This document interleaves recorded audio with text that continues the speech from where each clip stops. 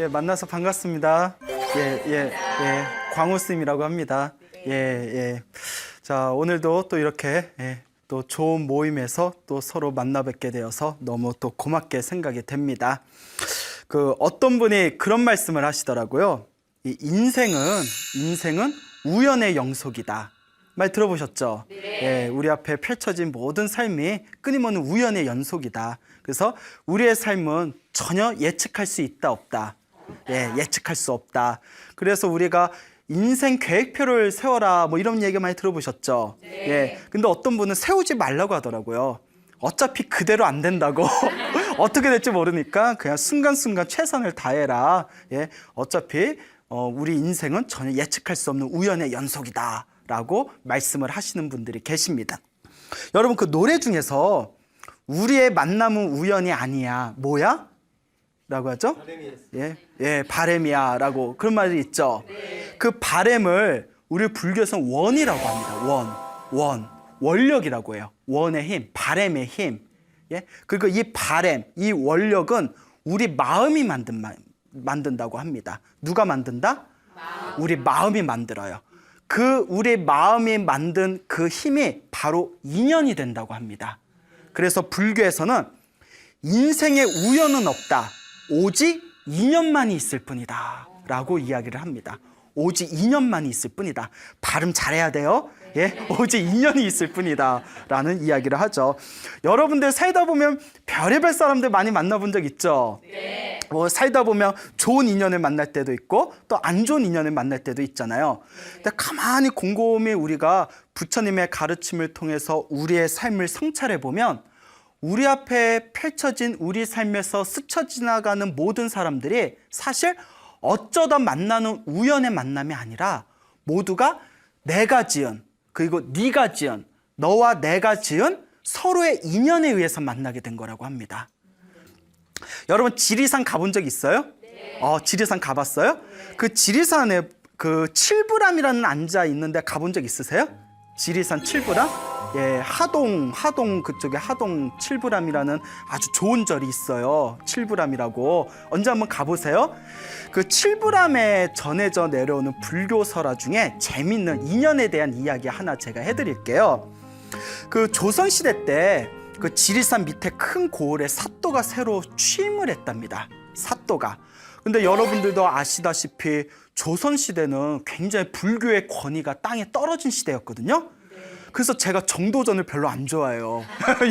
우리 정도전을 위시한 조선시대 초기에 많은 성리학자들이 불교를 굉장히 처참하게 짓밟았거든요. 근데 제가 인과응보라는 말을 많이 하는데 사실 고려시대 때 불교가 굉장히 많이 나태해지고 폐단이 많았어요. 그래서 고려시대 때 인과응보로 조선시대 때 불교가 이렇게 짓밟혀였나 보구나 또 이런 생각을 해볼 때가 있습니다. 어쨌거나 조선시대 때 불교의 권위가 완전히 땅에 떨어졌을 때 스님들이 거의 천민 같은 대우를 받았습니다.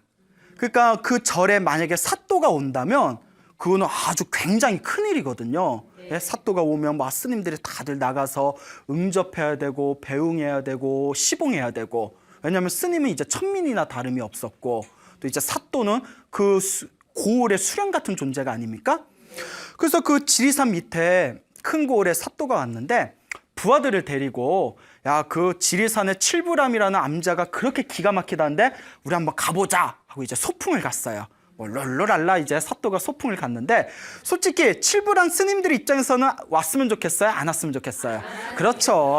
그래 뭐하러 와? 사람 신경 쓰이게. 안 왔으면 좋겠는데 여튼 소풍을 왔습니다.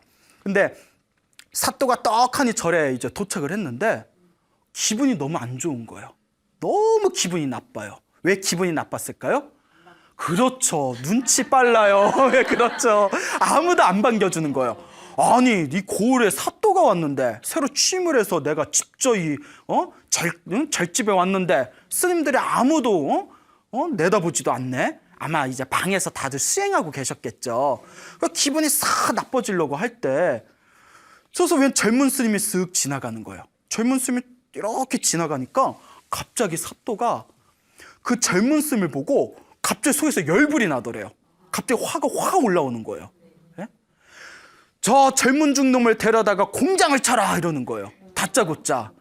왜 그래? 왜 그래요? 참 사람 못됐어요. 그쵸?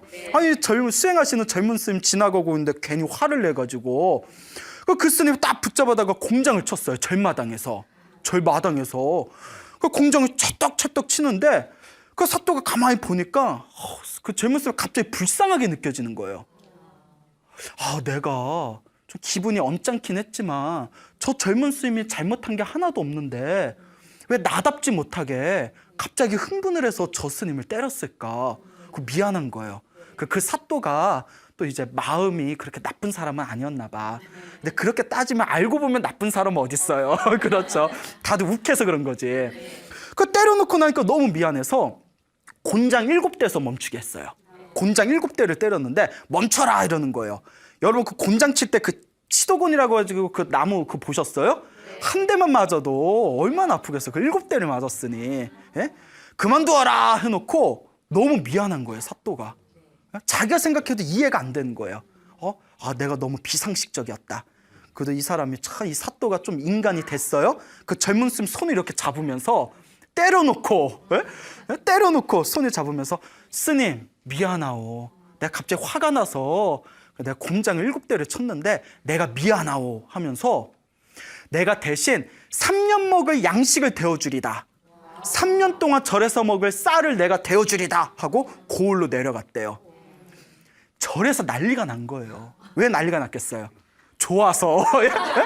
옛날에 쌀이 얼마나 귀해요. 산골짜기. 그렇죠. 야, 곤장 7대에 쌀 3년 양식을 얻었으니 야, 수지 맞는 장사다. 예? 수지 맞는 장사다. 너무 잘 됐다고 스님들이 그 맞은 스님은 뭐 화가 부라부라 뭐 올라오는데 너무 잘 됐다고 잘했다고 스님 몸 하나 희생해서 3년 동안 쌀을 얻어먹게 됐으니 잘했다고 막 칭찬을 하는 거예요. 예? 어쨌거나 근데 이 곤장 7대 맞은 젊은 스님이 기분이 너무 언짢은 겁니다. 근데 나중에는 언짢은 기분은 사라지고 의문이 들더래요.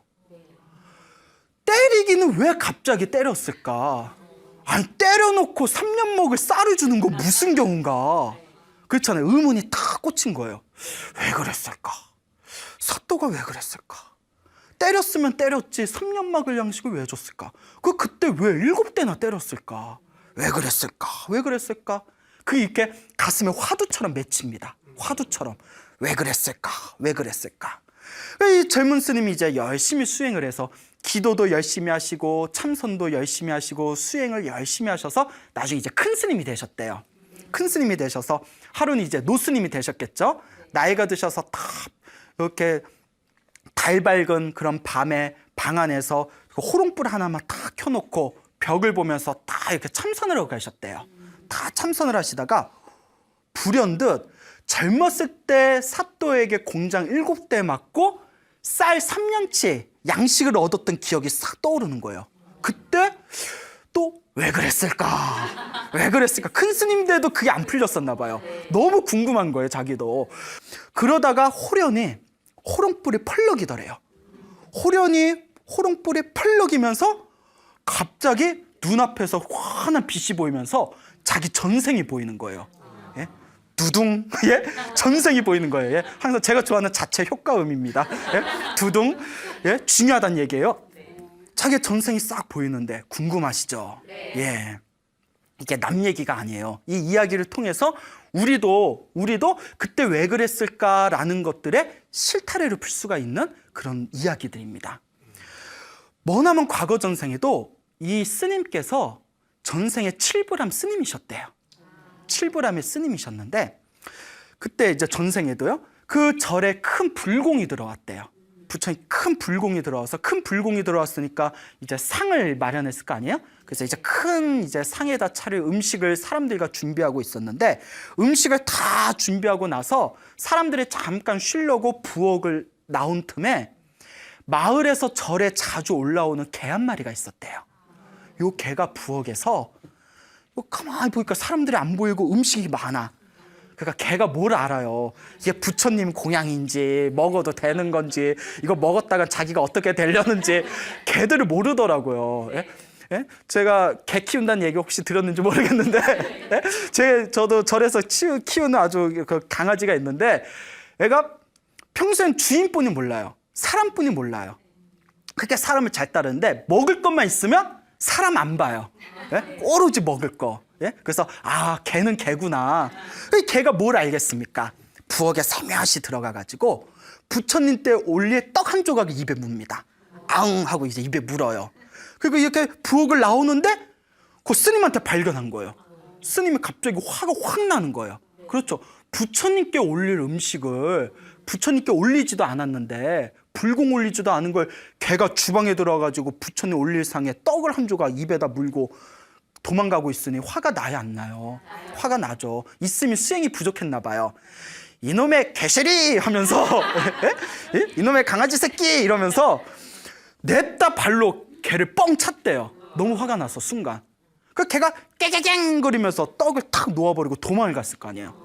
아유 저놈의 개 저러니까 미물 축생으로 태어났지 이러고 딱 보고 있는데 걔가 막 낑낑대면서 막 눈치 보고 있는데 멀리서 막 눈치 보고 있는 거예요. 너무 불쌍해. 너무 불쌍해. 내가 스님답지 못하게 그 부처님은 모든 중생을 위해서 당신 몸까지 희생했는데 요 떡 한 조각 때문에 내가 저 불쌍한 미물에 발로 찼구나. 그 미안해서 일로 와 일로 와. 그 와요 안 와요? 안 와요. 또 때릴까 봐. 걔들도 눈치가 있거든요. 그래서 떨어진 탁 떡을 주면서 걔야 미안하다. 요거 먹고 힘내라 하고 이렇게 떡을 탁 던져줬대요. 그 걔가 또 이제 먹을 거 주니까 또 언제 그랬냐는 듯이 막 씹어 먹었겠죠. 자 눈치 빠른 분 대충 이제 답이 나왔죠? 네. 그때 개가 이번 생에 무엇으로 태어났을까요? 사또로 태어났답니다. 스님 어떻게 개가 바로 사또로 태어났나요? 자 이게 중요합니다. 항상 절에 와서 항상 기도하는 스님들의 모습을 보고 그리고 수행 열심히 하신 스님들을 보면서 스님들을 좋아하는 마음을 자꾸 일으켰기 때문에 수행하는 수행자를 좋아한 그 공덕의 힘으로 사또로 태어나게 됐대요. 대단하죠? 그 좋아하는 것만으로도 예? 그리고 그 개를 발로 뻥 찼던 그 스님은 이번 생 무엇으로 태어났다? 그렇죠. 곤장 맞았던 그 스님으로 태어난 거예요. 그러니까 이 사또가 그 스님을 보자마자 갑자기 뭐가 올라온 거예요? 화딱지가 올라온 거예요. 자기 배를 뻥 찼던 그 전생이 그 스님이거든요. 근데 전생 기억 안 나요? 안 나요? 안 나요. 그냥 보고 화가 나요. 여러분도 똑같습니다. 누군가 반대 괜히 좋고 막 도와주고 싶고 계속 같이 가까이 하고 싶은 그런 사람들 있죠. 전생에 좋은 인연이었어요. 무슨 얘기인지 알죠? 근데 보면 싫고 짜증나고 그냥 생각하기도 싫은 사람들 있죠. 나쁜 인연이에요. 근데 또 어떤 분이 이런 얘기해요. 스님, 처음에는 너무 좋았는데 나중에는 보기 싫은 건 왜 그런 겁니까? 그만큼 우리의 인연이 얽히설키 침낭불처럼 서로 뭉쳐 있다는 거예요. 그러니까 우리가 살다 보면 좋은 일 할 때도 있고 나쁜 일 할 때도 있잖아요. 좋은 일을 한 좋은 인연과 나쁜 일을 한 나쁜 인연이 서로 엉켜 있어서 좋았다가 싫어지고 싫었다가 좋아지는 거예요. 그러니까 이 인과 응보와 이 인연의 세계가 이와 같이 심오합니다. 이 자기의 전생을 다 봤던 그 스님이 그때서야 비로소 무릎을 딱 치면서 하는 얘기가 발길질 한 번 하고 떡 한 조각 던져주었더니 곤장은 7대요 3년 먹을 쌀로 돌아왔구나 라고 노래를 불렀다고 합니다. 가슴이 뻥 뚫리면서 의문이 풀린 거예요. 그 부처님의 그 인연법을 완전히 훤하게 이해하게 된 거죠. 예, 여러분들도 여러분들이 살아가면서 만나게 된 그 숱한 인연들이 다 여러분들이 만들어 놓은 씨앗들입니다. 좋은 씨앗도 있고 나쁜 씨앗도 있고 그 씨앗도 결국은 누가 심어 놓은 거죠? 내가 심어 놓은 거고 결국은 누가 그것을 또 마무리해야 되죠? 내가 마무리해야 됩니다. 예전에 굉장히 요새는 잘 안 봐요. 예전에 요새도 하는지도 모르겠는데 굉장히 재밌게 봤던 드라마가 있어요. 제가 원래 드라마 같은 걸 잘 안 보는데 이 드라마는 제가 자주 시청했어요. 왜냐하면 가끔 스님한테 상담이 들어올 때가 있어요. 상담이 들어올 때가 있는데 그중에 부부관계에 대한 상담이 많이 들어올 때가 있어요. 아무래도 그렇겠죠. 가장 많이 보는 사람이 아내고 남편이다 보니까 좋은 일, 안 좋은 일 많이 생길 거 아니에요? 그러면 부부 상담이나 뭐 젊은 애들, 청년회에서 연애 상담 같은 게 들어오면 저는 항상 이런 의문이 들었죠. 왜 결혼도 못 해본 스님한테 아니 나한테 결혼 상담을 하면 내가 뭘 얘기해 주겠어요? 아니 연애도 못 해본 스님한테 연애 상담을 하면 내가 무슨 말을 해줄 수 있겠어요? 그래요 안 그래요? 예. 근데 이제 가만히 들어보니까 그냥 자기 말을 좀 들어달라는 거더라고요. 예. 그렇게라도 조금 자기 말 좀 들어달라. 그만큼 이제 답답한 마음을 풀고자 하는 거겠죠? 근데 제가 이제 연애라든가 이제 그 결혼 생활이라든가 이런 걸 잘 모르다 보니까 제가 즐겨봤던 드라마가 사랑과 전쟁이었어요. 예? 결혼한 부부는 어떻게 살까? 근데 자꾸 보다 보니까 큰 부작용이 생겼어요. 사랑과 전쟁에 나오는 부부가 정상적인 부부가 많아요? 비정상적인 부부가 많아요? 다 비정상적이잖아요. 나중에 몇 년 보니까 어떤 생각이 드냐면 모든 사람이 다 이렇게 사나? 예? 모든 사람이 다 이렇게 막장으로 사나? 이런 생각이 들더라고요. 그건 아니죠. 예. 자, 근데 이제 사랑과 전쟁이라는 이제 프로를 보면 부부 인연에 대해서 이렇게 나와요. 사랑했던 사이인데 어떤 좋지 못한 상황에 처해져서 서로 헤어지게 되고, 예? 그리고 막 가슴 아파하고, 혹은 막 사기도 치고, 뒤통수도 치고, 가슴 아파하고. 그래서 그런 부부의 인연을 볼 때 부처님의 말씀이 떠오르더라고요. 부처님께서 무엇이라고 말씀하셨냐면 부부의 인연은 아주 깊다라고 하셨습니다. 부부의 인연은 아주 깊다. 자, 부모 자식지간의 인연이 아주 깊답니다. 무슨 얘기인지 알죠? 네? 내 아버지의 정자와 내 어머니의 난자에 의해서 나라는 존재가 출현하게 됐잖아요. 그러니까 부모 자식의 인연이 굉장히 깊어요. 형제 자매의 인연이 굉장히 깊답니다. 왜 깊을까요? 한 어머니의 자궁 안에서 똑같은 자궁 안에서 나온 그 인연이 보통 인연이 아니래요. 그리고 부부 인연이 아주 깊답니다. 왜 깊을까요? 인생의 반을 서로 살을 맞대면서 한 입을 해서 살잖아요. 그게 어떻게 보통 인연이라는 거예요. 예? 그래서 부부의 인연이 아주 깊답니다. 제가 예전에 그 책을 워낙 좋아해요. 이 책 저 책 읽다 보니까 뭐 동양 철학도 보고 뭐 하다 보니까 나중에 이제 사주책도 좀 보게 됐어요. 네, 그래서 뭐 사주를 볼 줄은 몰라요. 예. 보다 때려쳤어요. 예. 잘 맞는 것 같지도 않고 뭐. 예. 그래서 이렇게 이제 사주책을 봤는데 사주책도 볼만한 내용이 많아요. 특히 이제 사람의 인연에 대한 부분. 사주책에 이런 내용이 나오더라고요. 어떤 책에 그 사주 공부하신 분의 교과서 같은 책인데 옛날에 사주를 보는 사람 대가들은 궁합을 안 봐줬대요. 궁합을 안 봐줬다.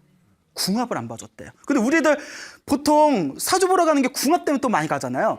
근데 진짜 사주 옛날 대가들은 궁합을 안 봐줬다. 왜냐하면 부부 인연이 너무나 깊기 때문에 궁합 봐줘봤자 안 맞는다고 해서 헤어질 것도 아니고, 예? 아무리 맞아도 인연이 아니면 또 합쳐지지도 않는데요. 예? 그만큼 부부 인연이 깊어서. 그래서 가끔 어느 또 이제 상담을 할 때 스님 우리 뭐 애가 있는데 스님이 법문하시면서 사주 같은 거 그 집착하면 절대 불자가 아니다. 기도로 운명을 극복해야 된다 말씀하셨지만 우리 중생 마음이 그게 아니잖아요. 그래서 애 때문에 궁합 좀 보러 다니면 다 안 좋대요. 안 좋다고 해서 헤어지라고 하면 죽어도 못 헤어지겠대요. 어떻게 하면 좋아요? 뭐 이런 경우가 간혹 있어요. 이런 레퍼토리가 1년에 한두 번은 꼭 상담이 들어와요. 근데 저는 드리는 말씀이 하나밖에 없어요. 궁합이 좋든 나쁘든 만날 인연은 만난다. 만나서 잘 사면 그만이고 못 살아도 그들이 풀어야 할 숙제다. 아이들을 위해서 기도를 많이 해줘라. 제가 드릴 수 있는 말은 그 말뿐이 없더라고요. 예? 그리고 이런 얘기가 나오더라고요. 그 사주책에. 궁합을 봐주지 말래요. 옛날 대가들은 궁합을 잘 안 봐줬대요. 왜냐? 사주가 100%안 맞거든요. 사주가 100%안 맞아요. 문제가 뭐냐면 만약에 서로 좋은 인연인데 내가 사주를 잘못 봐줘서 서로 궁합이 안 좋다고 해서 찢어놓을 경우 그 무서운 업을 자기가 받아야 된대요. 예, 무슨 말인지 알겠죠? 그래서 제가 그 점보는 점술가, 역술가한테 직접 들은 얘기예요. 역술가한테 직접 들은 얘기인데 스님, 실은 저희들 사이에서도 점을 잘못 봐줘서 구업, 입으로 잘못된 업을 지으면 나중에 그 화를 크게 받는다라는 그런 가르침이 있습니다. 그런 얘기를 하더라고요. 무슨 말인지 알겠죠? 그 사람의 인연은 우리가 함부로 뒤흔들 수 있는 게 아니에요. 그리고 그걸 함부로 우리가 조작하고 움직이려고 하면 그 화가 누구한테 미친다? 우리한테도 미칠 수가 있어요. 알겠죠? 근데 좋은 부부, 좋은 인연을 만난다는 것도 정말 어려운 일입니다. 예, 정말 어려운 일이에요. 그래서 뭐 우리나라의 이혼율이 굉장히 높다고 하잖아요. 이혼율이 굉장히 높다고 하잖아요. 불교에서는 이혼을 반대할까요? 아니면 반대하지 않을까요? 물론 찬성하지는 않지만 반대할까요? 반대 안 할까요? 부처님은 부처님 저희 관계가 별로 안 좋아요. 헤어져. 부처님 쿨하게. 부처님은 이혼하지 말라는 말씀은 안 하셨어요. 몰라요. 그 당시에 뭐 이혼에 대한 개념이 없어서 그런지 몰라도 대신 이런 말씀은 하십니다. 헤어지되 원망하지 말아라. 서로 만나서 잘못된 인연이 펼쳐진 것 자체가 누구의 업이기 때문에 너와 나의 서로 풀어야 할 숙제였기 때문에 안 좋게 헤어져도 뭐 하지는 말아라? 원망하지 말아라. 중요한 말씀 하나 드릴게요. 그 인간 만난 게 누구 업이에요? 결국 내 업이야. 예? 예? 왜 내가 그 인간을 만났을까? 내가 뿌려놓은 씨앗입니다. 옛날 중국에 수행을 굉장히 많이 하신 거사님이 계셨어요. 예? 수행을 많이 하신 거사님이 계셨는데 이 거사님이 어디 지방에 가셨는데 굉장히 금슬이 좋은 부부를 만났답니다. 아주 막 깨가 쏟아지더래요. 근데 희한한 게 남편이 수행을 굉장히 열심히 하는 분이래요. 그 부부의 남편이 불교 수행을 아주 깊이 열심히 하시는 분이었는데 부인이 남편을 어찌나 지극정성으로 섬기는지 남편을 눈에다 넣어도 눈물을 안 흘릴 정도래요. 모르겠어요. 한번 진짜 넣어봤는지 모르겠는데 정말 넣어봤는지 모르겠는데 남편을 눈에 넣어도 눈물을 흘리지 않을 정도로 그렇게 남편을 지극정성으로 시봉하던 아내가 있었대요. 대단하죠? 그러기 쉬워요, 어려워요? 오. 방송 보시는 남편분 서운해하시겠다. 응?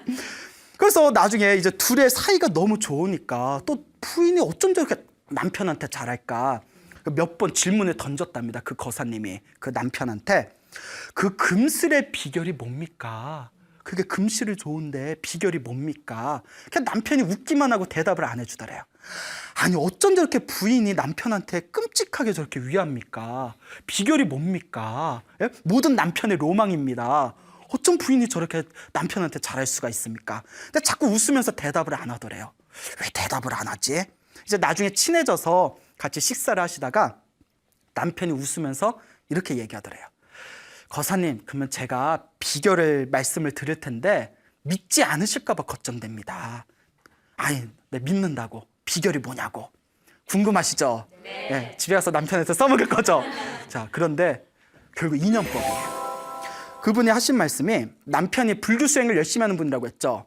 자기가 열심히 기도를 하다가 여러분 실제로 기도를 열심히 하시는 분들이 스님을 제외하고서라도 그 재가인들 분들 중에 기도 열심히 하는 분들 중에 전생 보는 분들이 간혹 있어요. 왜냐면 의식이 싹 맑아지면서 전생 보는 분들이 진짜 있습니다. 예, 진짜 있어요. 근데 그 전생이 진짜 전생이냐 아니냐 그건 우리가 뭐 증명할 수는 없겠죠. 근데 그런 걸 보면 아, 내가 전생에 저래저래해서 내가 이번 생에 이렇구나라는 그걸 자기 눈으로 딱 보게 되면 가슴에 쌓였던 한이나 그런 게 싹 풀어지더래요. 아, 내 업을 내가 받았구나라는 걸 머리가 아니라 무엇으로 느끼게 되니까 가슴으로 느끼게 되니까. 그러니까 이 남편이 기도를 열심히 하다가 자기 전생을 보게 됐대요. 전생을 보게 됐는데 전생에 자기가 여자였대요. 여자였는데 불심이 깊은 여자였는데 자기의 지금 아내가 전생에 누구였냐면 자기는 여자였고 자기 아내는 전생에 자기가 모시던 티베트 스님이셨대요.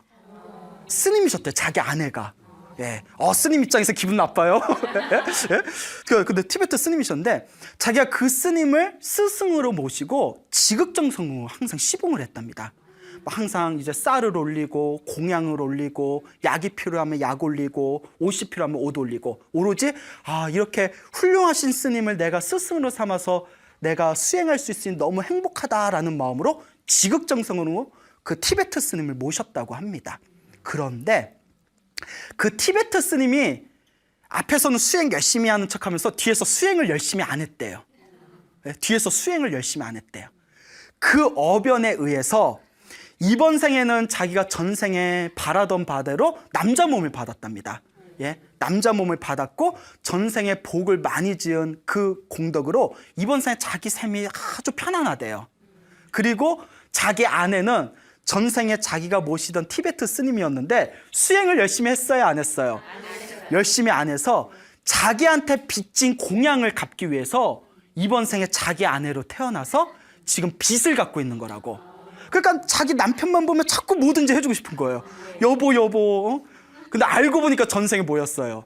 스님이고 신도였는데 신도한테 받아먹은 게 있는데 수행의 힘으로 그걸 녹이지 못해서 빚 갚으려고 아내로 태어났다는 거예요. 대단하죠? 예, 믿습니까? 예? 여러분한테 잘하는 인연, 여러분들한테 상처 주는 인연들 있잖아요. 그래서 불교에서는 이런 말이 있습니다. 이번 생에 서로 만나는 인연은 두 가지 인연으로 만나는 거래요. 은혜를 갖기 위해서 만나거나 혹은 왼수를 갖기 위해서 만나거나, 예? 빚을 갚으려고 왔거나 혹은 빚을 받으려고 왔거나. 빚을 받으려고 오는 대표적인 경우는 자식들입니다. 예? 지삭. 그래서 우리 그러죠. 자식들 보면 자꾸 뭔가 해주고 싶고, 예? 막 화딱지 나더라도 그냥 자식이라면 뭐든지 다 그냥 내가 다 쏟아내고 싶고. 그래서 자식은 전생에 내 왼수가 나한테 빚 받으러 온 거다, 이런 우스갯소리가 있을 정도예요. 예? 가만히 보면 자식을 남이라고 생각해 보면 자식이 아니라 뭐 같아요? 어쨌든 왼수 같잖아요. 예? 예? 예? 그래서 어느 보살님이 그러셔요. 내가 자식을 보면 내가 가슴이 답답하다고. 저놈의 자식, 저놈의 아들, 내가 얼마나 극진하게 내가 알뜰살뜰 키워놨는데 지금은 지 어미도 몰라라 한다고. 그러면서 하시는 말씀이, 내가 제 자식 새끼를 생각하면 눈물을 흘리다가 재 낳고 먹었던 미역줄기가 눈에서 나옵니다 라고 하더라고요. 하도 원통해서. 예? 말씀도 잘하셔. 예? 미역줄기가 눈물에서만 나온대요. 예? 그런데도 자식만 보면 자꾸 해주고 싶고, 자식이 또 부탁하면 다 들어주고 싶고, 빚 받으러 온 거야. 뭔 얘기인지 알겠죠? 예, 이와 같습니다. 우리의 인연이. 예? 참으로 묘하고 묘합니다. 그래서 우리 불교에서는 인생에 절대 우연은 없다. 여러분들이 누군가의 부모님으로부터 이 세상에 태어난 것도 그 부모님과 만난 것은 우연이 아니다. 서로 인연에 의해서 부모 자식의 인연이 성립된 것입니다. 내가 자식을 낳게 되었을 때 그 자식도 절대 우연에 의해서 내 자식으로 태어난 게 아니다. 그것도 오랜 생 동안 서로 만나게 된 인연에 의해서 내 자식으로 태어난 것이라고 합니다. 알겠죠? 부부도 그와 같아요. 죽으나 사나 좋으나 미우나 어쨌거나 이번 생에 내가 부부의 인연을 맺었다는 것은 어쨌거나 전생에서부터 수많은 업의 인연을 통해서 만나게 된 사이라는 것입니다. 그래서 불교에서는 남을 원망하면 된다, 안 된다? 안 된다. 그 인간 만난 것도 누구 업이다? 내 업이다. 내 업 때문에 그 사람을 만났는데 그 사람 원망하면 무엇할 거예요? 누구를 원망해야 되냐면 선업을 짓지 않고 복을 짓지 않은 자신의 어리석음을 원망하라고 했어요. 내가 정말 복이 많아 봐요.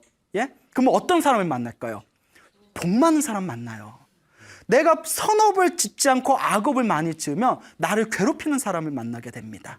아시겠죠? 네. 예? 그래서 부처님께서도, 여러분 부처님은 완전한 깨달음을 얻으시고 복덕과 지혜를 완벽하게 갖추셨잖아요. 그렇죠? 네. 그런 부처님도 살다가 곤란한 일을 당하실 때가 있었어요. 예? 곤란한 이상한 사람을 만나서 괴롭힘을 당하실 때가 있었어요. 그때 부처님의 제자가 부처님께 이와 같이 여쭙니다. 부처님은 모든 업이 소멸되시고 지혜와 복덕을 다 갖추셨는데 왜 이런 곤란한 일을 겪으셔야 됩니까? 그럴 때마다 항상 부처님이 하신 말씀이 있으세요. 머나먼 과거 전생에 내가 저 사람한테 이런 업을 지었기 때문에 그 업이 남아서 내가 부처가 된 뒤에도 그 업을 내가 지금 받고 있는 것이다. 이것을 옛날 큰 스님들은 다음과 같이 해석합니다. 부처님께서 더 이상 받을 업이 없으시다.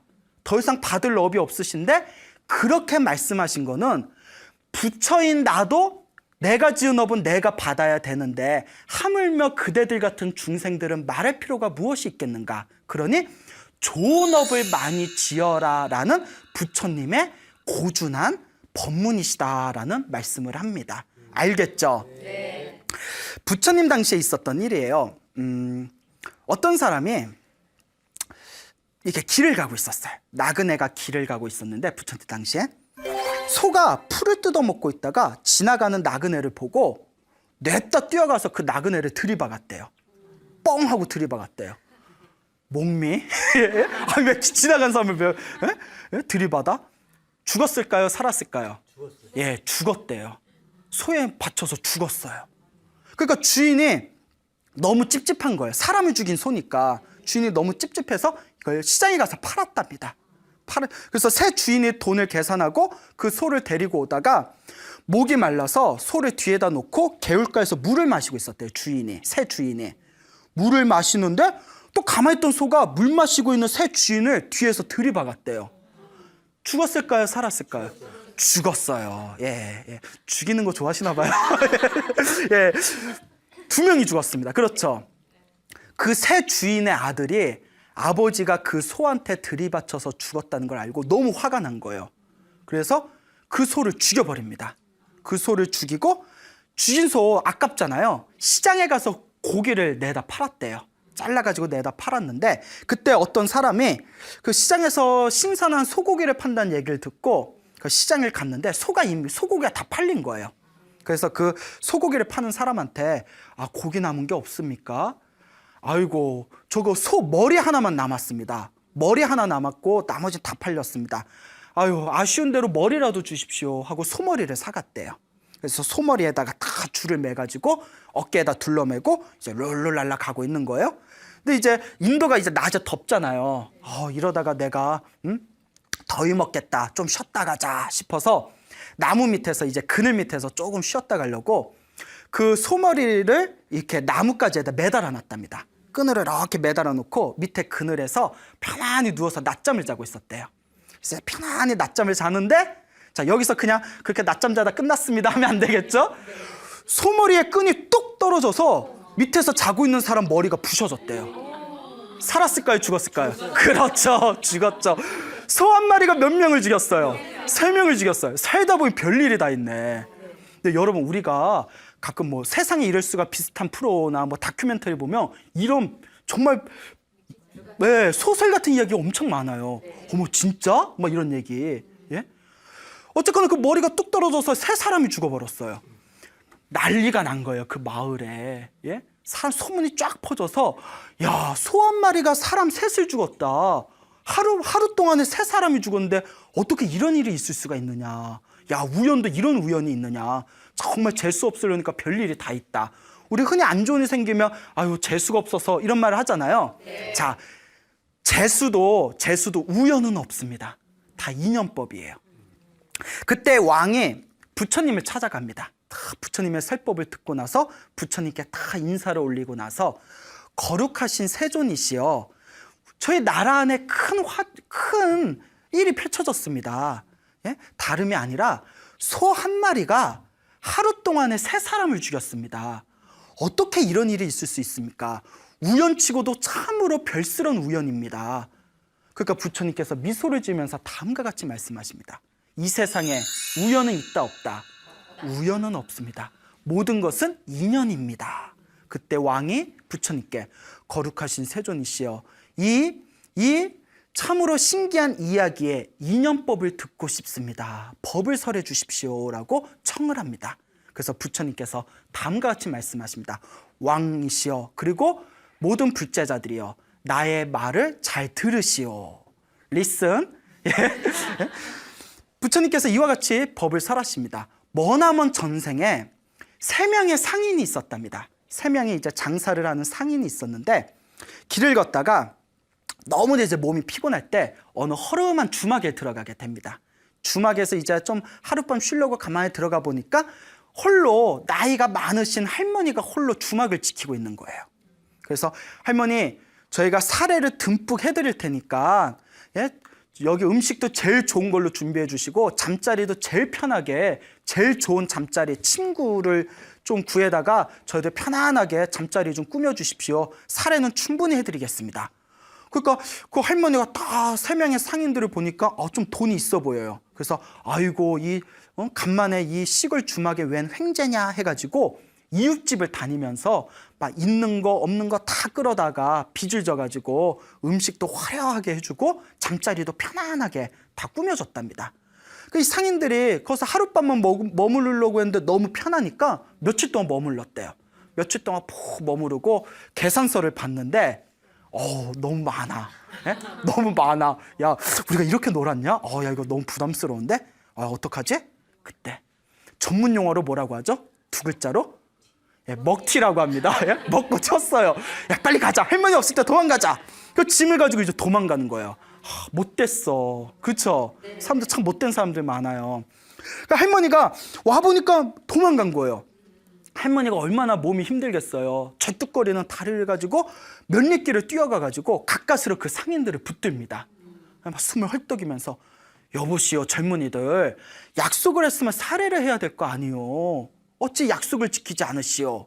이 상인들이, 이 3명의 상인이 오히려 적반하장으로 계산 다 했구만. 어디 와서 사람을 또 바가지를 씌우느라고 오히려 화를 내는 거예요. 할머니가 너무 분해가지고 돈 내놔라 돈 내놔라 하니까 막 사람들이 모여들 거 아니에요. 왜 그래 왜 그래. 이 3명의 상인이 더 다급함을 느끼고 할머니를 내팽개쳐요.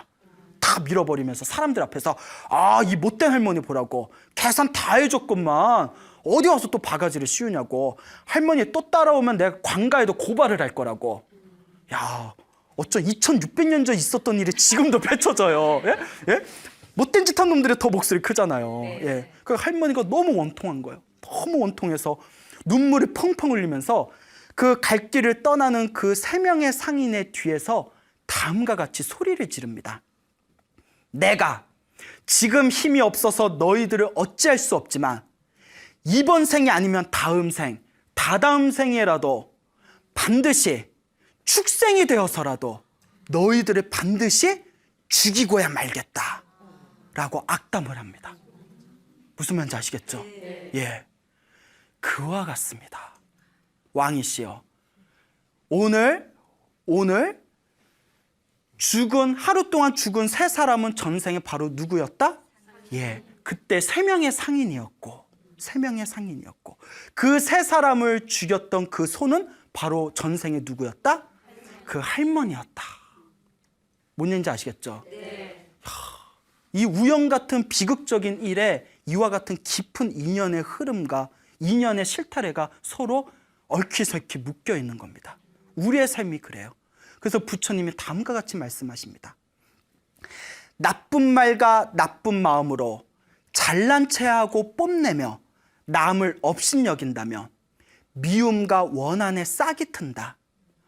좋은 말과 좋은 마음으로 남을 공경하고 친절을 베풀면 미움과 원한이 저절로 사라진다. 자, 중요한 겁니다. 사람마다 세상에 태어날 때 입안에 도끼가 있으니, 입안에 도끼가 있어서 그것으로 자기 몸을 찍나니 그것은 나쁜 말 때문이다. 사람마다 다 자기 입에 도끼가 있대요. 내가 내뱉은 그 말이 언젠가 누구에게 돌아온다. 자기한테 돌아오는 거예요. 그때 그 할머니가 그래 이게 다 전생에 내 어변인가 보다. 그래 오늘 내가 다 비천상했다. 다음에 만날 때는 좋은 인연으로 만나자. 쿨하게 딱 이렇게 생각했으면 이번 생에 서로 태어날 일이 있었겠어요? 없었겠어요? 없었죠. 그 3사람들과의 인연도 서로 죽고 죽이는 관계로 끝나는 악연으로 그것이 마무리되지는 않았겠죠. 그 다 입안에 도끼가 있어요. 그러니까 여러분, 불교에서는 입으로 짓는 업이 무섭답니다. 여러분 살다 보면 막 이렇게 저주 비슷한 악담할 때도 있죠. 살다 보면 이런 XX 막 이러면서 내가 너 다음 생활에도 모가지를 부러뜨릴까요 보다 뭐 이런 생각 해본 적 있어요 없어요? 이러면 나만 이상해지잖아요. 다들 착하셔서. 예? 그러니까 말이 씨가 됩니다. 말이 뭐가 된다? 예, 말.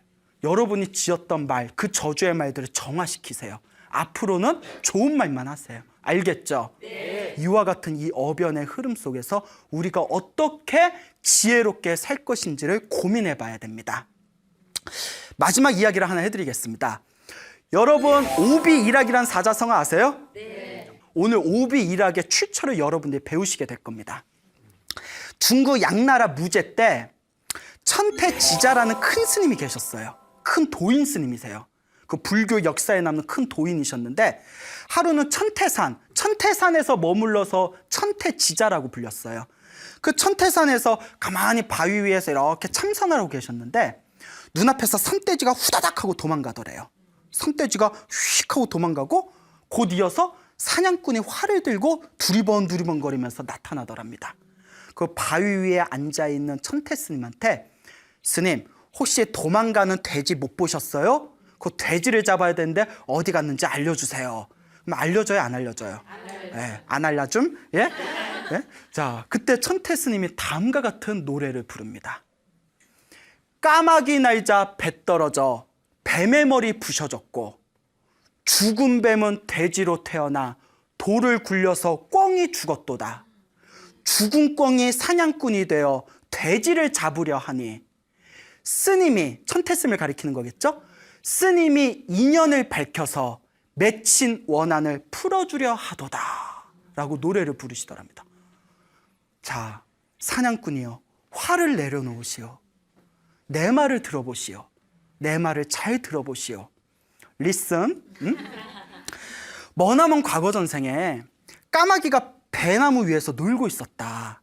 배가 놀다가 호련히 푸두둑하고 허공을 날아가니 그때 배가 뚝 떨어져서 밑에서 자고 있었던 뱀의 머리 위에 똑 떨어져서 뱀머리가 깨져버렸다. 죽은 뱀이 무엇으로 태어났다? 돼지로 태어났고 그 까마귀도 죽어서 꿩으로 태어났다. 하루는 돼지가 풀뿌리를 캐어 먹으려고 땅을 파고 있다가 그만 돌이 굴러가지고 밑에 있던 꿩 머리를 쳐서 꿩이 죽어버렸다. 그러니까 전생에 까마귀였던 게 이제 꿩으로 태어나고 또 꿩이 돌을 맞아서 죽은 거예요.